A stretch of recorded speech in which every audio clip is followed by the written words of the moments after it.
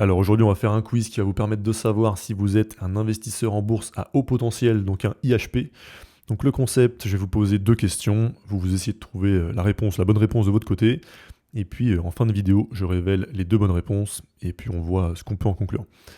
Donc, allons-y, préparez-vous, je vais poser la première question. Donc, la question. Imaginons que vous ayez 4 cartes à jouer posées devant vous. Chacune a une lettre sur une face et un nombre sur l'autre. Les 4 symboles visibles, donc avec la face vers le haut, sont la lettre E, 4, K et 7. Et moi là, je vous dis que si une carte a un E d'un côté, alors elle doit forcément avoir un 4 de l'autre côté. Maintenant, la question pour vous. Quelle carte voudriez-vous retourner pour vérifier si je dis la vérité? Donc là, vous avez le choix, vous pouvez retourner soit une seule carte, soit deux, soit trois, soit les 4, peu importe. L'idée, c'est de retourner les cartes qui, selon vous, sont nécessaires à retourner pour vérifier si je dis la vérité quand je dis que s'il y a un E d'un côté, il y a forcément un 4 de l'autre côté. Donc là, je vous conseille de mettre pause sur la vidéo, relisez la question si nécessaire, et voilà, prenez 30 secondes pour retrouver la réponse, 1 minute, 2 minutes, peu importe le temps que vous voulez. Et ensuite, notez-la ou essayez de vous en rappeler dans votre tête, quoi. Et une fois que c'est fait, on passe à la question 2. Donc voilà, mettez pause et répondez à la question. Et puis, allons-y, on passe à la question 2, une fois que c'est fait. Donc, je vous pose la question 2. Imaginez que vous soyez confronté à la séquence de nombres suivante. 2, 4, 6. Votre travail consiste à découvrir la règle que j'ai utilisée pour construire cette séquence. Pour trouver la règle, vous pouvez tester d'autres séries de 3 nombres. Et vous pouvez imaginer que en fait, vous me proposez différentes séries de nombres, et moi, chaque fois, je vous dis, est-ce que oui ou non, elles respectent la règle que moi, j'ai décidée. Et une fois que vous êtes sûr d'avoir la bonne solution, donc une fois que vous êtes sûr d'avoir trouvé la bonne règle, vous pouvez arrêter de tester des séquences de 3 nombres et noter quelle est, selon vous, la règle. Donc voilà, là pareil, mettez pause sur la vidéo, essayez de trouver la réponse. En résumé, je vous donne la séquence 2, 4, 6. Vous devez essayer de déduire quelle est la règle que j'ai utilisée pour construire cette séquence-là. Et pour trouver la règle, vous imaginez que vous testez différentes séquences, quoi. Donc voilà, autant que vous voulez, hein, ça peut être une seule séquence, ça peut être 100 séquences, peu importe. Donc voilà pour la deuxième question. Donc pareil, notez-la ou essayez de vous en rappeler. Et ne changez pas votre réponse une fois que vous saurez la vraie réponse. Et d'ailleurs, écrivez en commentaire maintenant ce que vous pensez être la bonne réponse aux questions 1 et 2, avant d'avoir les réponses, comme ça, pas de triche, et puis je pourrais décerner moi-même le titre de IHP. Donc, maintenant, on va passer aux réponses. Donc d'abord, la réponse de la question 1. Donc là, on avait les 4 cartes E4, K7, et on devait trouver lesquelles retourner pour vérifier que la règle comme quoi, si on a un E d'un côté, alors on a forcément un 4 de l'autre. Donc, je révèle la réponse. Donc, alors la bonne réponse était de retourner les cartes E et 7. Et je pense normalement que la plupart d'entre vous, vous avez trouvé le E, mais c'est en général une minorité. D'ailleurs, moi, je l'avais pas trouvé. Une minorité aura trouvé le 7, mais c'est assez rare. Donc pourquoi le E? Donc ça c'est le plus évident, hein. Si on dit que derrière un E il y a forcément un 4, il faut vérifier si c'est vrai, tu retournes le E, et puis si tu vois qu'il n'y a pas un 4 derrière, dans ce cas c'est que la règle est fausse. Mais ensuite le 7 c'est un petit peu moins direct, disons que si on fait juste le truc de tête comme ça en 30 secondes, on va pas forcément tomber dessus, il faut se concentrer un petit peu. Donc pourquoi le 7? Parce que la seule manière de réfuter la règle, c'est de trouver un E derrière une carte qui n'est pas un 4. Donc si tu retournes 7 et que derrière le 7 tu trouves un E, alors ça prouve que derrière un E, il n'y a pas forcément un 4, puisque derrière ce E là, il y a un 7, quoi. Donc une fois qu'on l'explique, ça paraît tout de suite extrêmement évident et on se sent un peu con de pas l'avoir trouvé. Mais c'est toujours ça avec ce genre de test, quoi. Et ensuite, pourquoi est-ce qu'il ne fallait pas retourner les cartes 4 et K? Donc là, il y en a peut-être parmi vous qui ont voulu retourner le 4, mais là, ça sert à rien dans ce cas-là. Parce que la règle, elle dit pas que s'il y a un 4, alors il y a forcément un E, mais que s'il y a un E, il y a forcément un 4. Donc tu peux aussi avoir des 4 qui, de l'autre côté, ont n'importe quelle autre lettre, en fait, A, B, C, D, E, K, ou tout ce que tu veux, quoi. Ça n'invalide pas la règle. Donc une carte 4 peut très bien avoir E ou K ou autre lettre derrière. Ça ne contredit pas si E, alors 4. Et ensuite, retourner le K. Bon là, je pense que pas grand monde a voulu retourner le K. Donc ça ne sert pas parce que la règle ne dit rien sur les cartes qui ne sont pas E. Même si derrière K, il y avait 7 ou 4, ça ne prouve ni ne réfute la règle. Donc voilà, là, le K, il n'a rien à voir. Le 4 pouvait peut-être induire en erreur, et le 7 était pas le plus évident à trouver, et le E était assez évident, quoi. Et moi, quand je l'avais lu, j'avais juste répondu E. Donc, voilà, ça c'était pour la première question. Maintenant, on va voir la réponse de la deuxième question. Hop.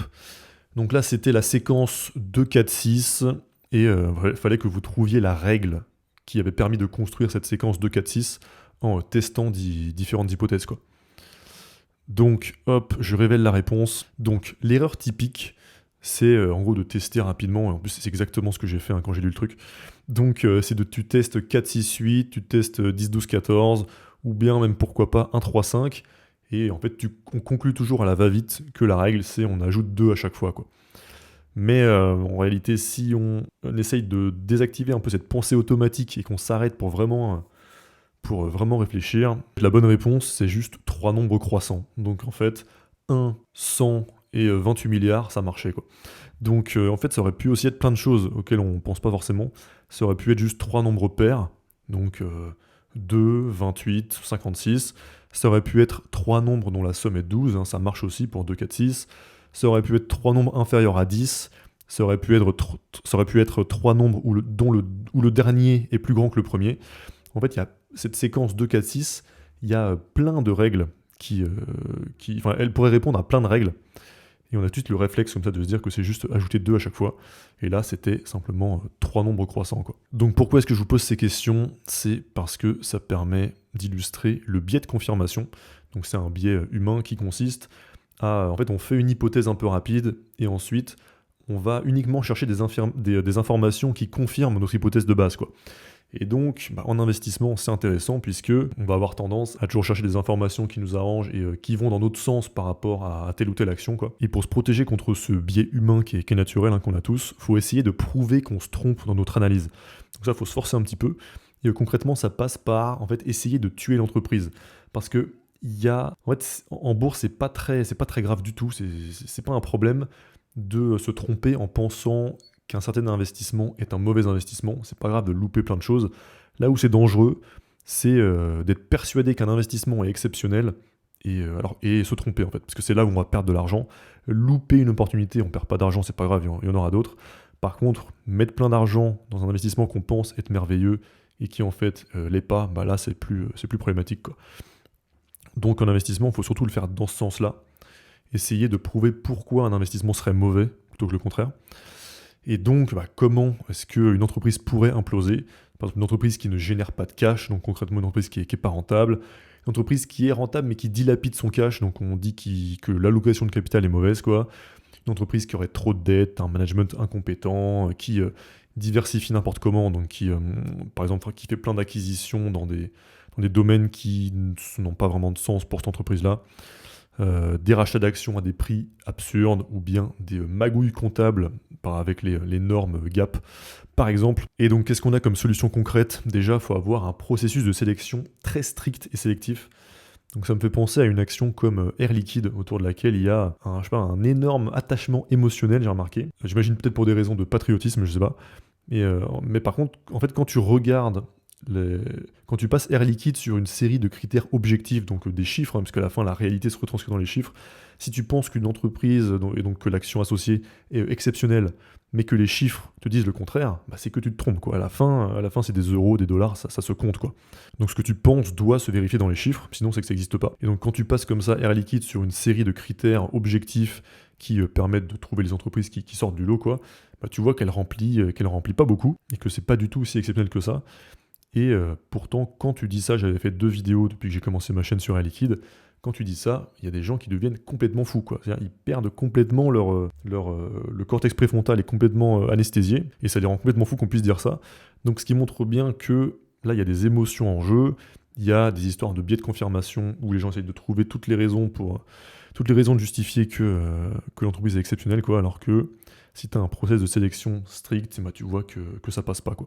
Et donc ça permet de pas se raconter d'histoire et de mettre les émotions de côté, quoi.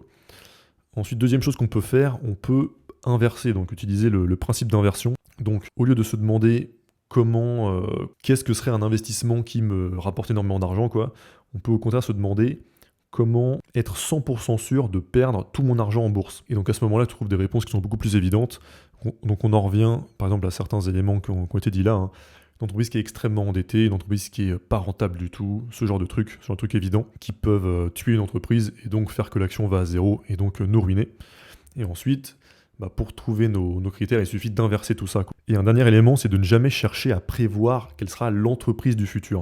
En fait, il y a quelque chose qui est extrêmement répandu, je pense que c'est la majorité même des gens qui investissent en bourse, ils ont cette idée qui est complètement fausse, en fait, cette idée qui je sais pas d'où elle vient, mais comme quoi l'investissement, ce serait essayer de deviner, essayer de prédire comment sera le monde dans le futur, et de se dire, ok, aujourd'hui, quelles sont les entreprises qui bénéficieront de ce futur tel que je l'imagine. Mais l'investissement, c'est pas du tout ça, en fait, ça n'a jamais été ça.